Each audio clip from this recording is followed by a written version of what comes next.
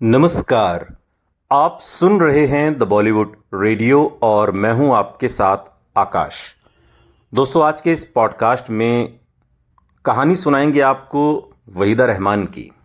वो वहीदा रहमान जिन्होंने बॉलीवुड को अपनी शर्तों पर जिया। फिल्म उद्योग जिन पर गर्व करता है और उन अभिनेत्रियों में वहीदा रहमान सिरमौर हैं। वहीदा रहमान ने गंभीर भूमिकाओं को एक तरीके से, जिस सिद्धस्त तरीके से वहीदा रहमान ने दर्शकों को प्रभावित किया, वहीदा रहमान जिस सहज स्वाभाविक ढंग से भावना प्रधान रोल में अपने सूक्ष्म संवेदनशीलता के माध्यम से वो प्रभाव डालती थीं, वैसा हिंदी फिल्म की कोई दूसरी एक्ट्रेस नहीं कर सकी। ट्रेजेडी क्वीन मीना कुमारी ने भाव विभोर करने के लिए अपनी कंपकपी आवाज और फूट फूट कर रोने के अंदाज को सहारा बनाया था, लेकिन वहीदा रहमान अपने सहज स्वाभाविक अभिनय से बेमिसाल एक्ट्रेस साबित हुई। आंध्र प्रदेश में 3 फरवरी साल 1938 में जन्मी, मद्रास में पली वहीदा रहमान को फिल्म उद्योग में लाने का श्रेय कुशल निर्माता, निर्देशक और अभिनेता गुरदत्त को जाता है। गुरदत्त की फिल्म सीआईडी से ही वहीदा रहमान ने अपना फिल्मी करियर शुरू किया था और इस फिल्म में गुरदत्त हीरो नहीं थे, बल्कि हीरो के रूप में देवानंद को लिया गया था। देवानंद और गुरदत्त की अच्छी जोड़ी थी, दोनों में गहरी दोस्ती भी थी। वहीदा रहमान की पहली फिल्म सीआईडी में एक सीन था जिसमें उन्हें अपने सीने से हवा में दुपट्टा उड़ाना था और सिर्फ इतना ही नहीं, उस दुपट्टे के नीचे गले तक कटा हुआ ब्लाउज पहनना था। वहीदा रहमान ने कहा, ऐसा ब्लाउज तो मैं पहनूंगी ही नहीं और दुपट्टे को भी अच्छी तरह से पकड़ूंगी, भला उड़ेगा कैसे। और आखिर में वहीदा की ही बात रखी गई। अपनी पहली फिल्म में ही नग्नता का विरोध करने वाली वहीदा ने सिर्फ नग्नता की वजह से कोनार्ड ड्रग्स की फिल्म सिद्धार्थ का रोल अस्वीकार कर दिया था, रिजेक्ट कर दिया था। गुरदत्त और वहीदा रहमान की जोड़ी, हिट जोड़ी से एक ऐसा संवेदनशील गीत बना जो गुनगुनाया नहीं जा सकता है, इसे सिर्फ एहसास किया जा सकता है। और प्यासा फिल्म तक गुरदत्त खुद निर्देशन करने लगे थे। प्यासा फिल्म के लिए वहीदा रहमान की तलाश थी और प्यासा फिल्म के साथ ही गुरदत्त ने एक करार भी किया वहीदा से कि वो सिर्फ उनकी फिल्म में ही काम करेंगी। वहीदा की कला को गुरदत्त ने एक तरीके से निखारा था और एक शिल्पी की तरह गुरदत्त और वहीदा ने एक साथ प्यासा, कागज के फूल, साहिब बीवी और गुलाम और 14वीं का चांद जैसी बेमिसाल फिल्में दी। और हिंदी रजत पट की इन अविस्मरणीय फिल्मों के साथ ही गुरदत्त और वहीदा रहमान ने चाहतों की मजबूरी का एक प्रेम गीत भी दिया।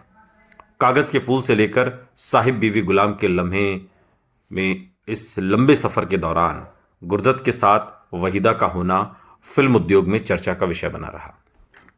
गुरदत्त हालांकि पहले से शादीशुदा थे, लेकिन दोनों के प्यार और रोमांस की खबरें भी छपी। अभिनय की जिंदगी में प्यार और रोमांस जब बहुत अधिक घुल मिल जाता है तो वो वास्तविकता अख्तियार करने लगता है, और ये एक स्वाभाविक सच है। गुरदत्त और वहीदा का आकर्षण स्वाभाविक था। गुरदत्त तब शादीशुदा थे।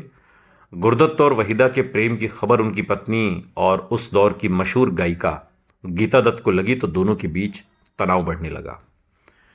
गीता दत्त भी अपने जमाने की मशहूर गायिका थीं। उनकी खनकती आवाज की नकल करने वाली दूसरी गायिका तो पैदा ही नहीं हुई, और इस स्वाभिमानी गायिका ने फिर बाद में शराब का सहारा ले लिया। कागज के फूल में उनका गाया गीत वक्त ने किया क्या हंसी सितम, हम रहे ना हम, ये गाना यूं लगता है जैसे खुद गीता दत्त पर ही चरितार्थ होता हो। यह गाना लगता है जैसे उन्हीं के लिए बनाया गया है। दूसरी ओर गुरदत्त का 14वीं का चांद वहीदा रहमान में निखार बढ़ने लगा था। वहीदा रहमान के परिवार वालों को भी एक विवाहित पुरुष गुरदत्त से संबंध रखने पर ऐतराज था, लेकिन करार था, कॉन्ट्रैक्ट था, और कॉन्ट्रैक्ट का समय खत्म होते ही वहीदा ने सुनील दत्त की अजंता आर्ट्स के बैनर तले बनी फिल्म मुझे जीने दो को साइन कर लिया।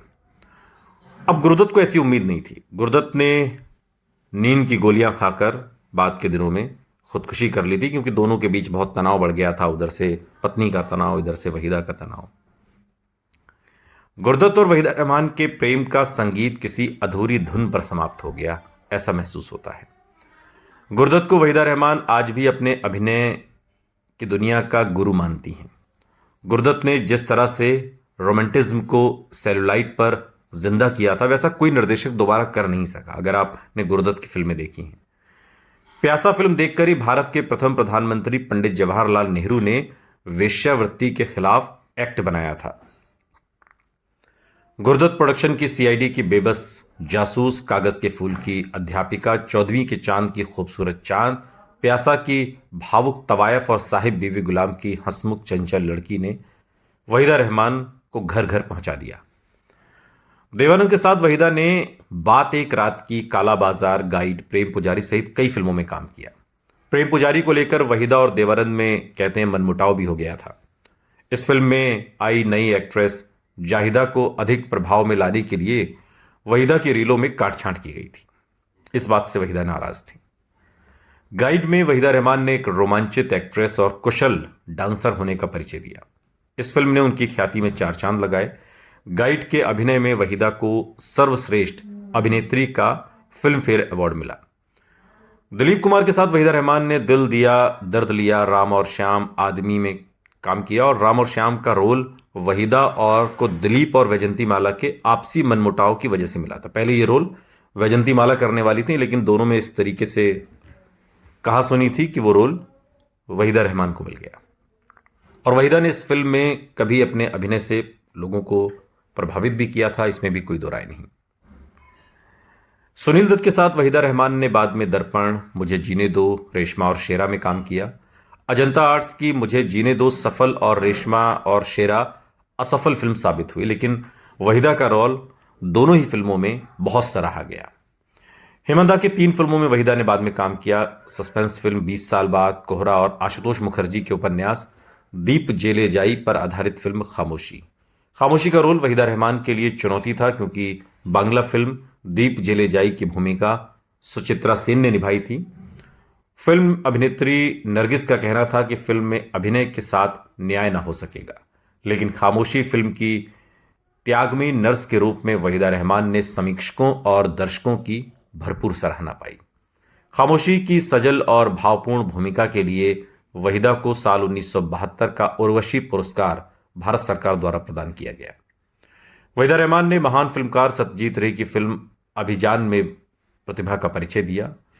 इसके अलावा वहीदा रहमान ने फिल्म पत्थर की सनम में खुद पर फिल्माए डांस का खुद ही निर्देशन किया था, यानी कि अपनी डांस की कोरियोग्राफी उन्होंने खुद ही की थी। हाँ, अगर वहीदा इस ओर ध्यान देती तो एक कुशल कोरियोग्राफर्स भी जरूर बन सकती थी, इस फिल्म को देखकर लगता है। हिंदी के प्रसिद्ध लेखक फणीश्वर नाथ रेणु की लंबी कहानी तीसरी कसम उर्फ मारे गए गुलफाम पर आधारित फिल्म तीसरी कसम में वहीदा रहमान ने बिना किसी पारिश्रमिक के काम किया, बिना किसी मेहनताने के, 1 रुपया लिए बिना।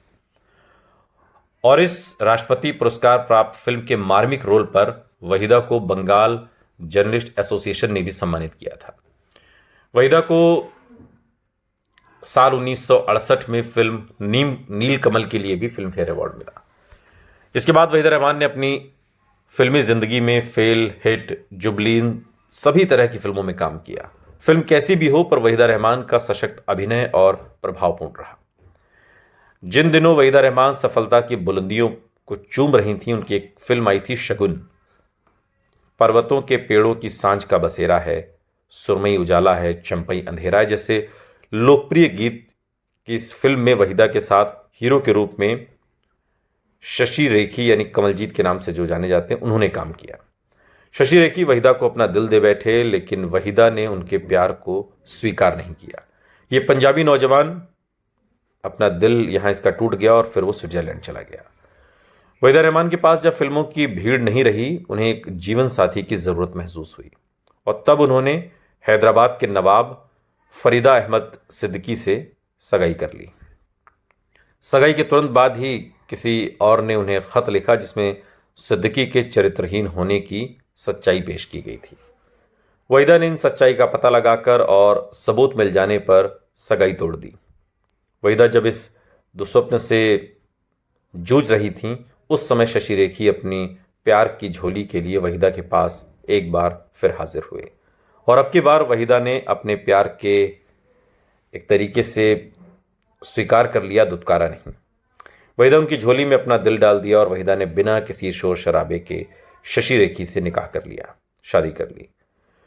फिल्म में वहीदा की बहन सईदा ने उलझनें पैदा की थी शादी में। हालांकि बात के दिनों में सईदा का कहना था कि शादी इस्लामी रीति रिवाज से होगी और 12 साल की कठिन तपस्या के बाद शशि रेखी को उनका 14वीं का चांद एक तरीके से मिल गया और धर्म की दीवारों को तोड़कर वहीदा ने उनसे इस्लामी रीति रिवाज के मुताबिक शादी कर ली। और इस तरीके से, हालांकि बात के दिनों में वहीदा रहमान ने एक इंटरव्यू में कहा था कि कलाकार कभी भी संतुष्ट नहीं होता, पर उसे वक्त के साथ ग्रेसफुली रिटायर हो जाना चाहिए।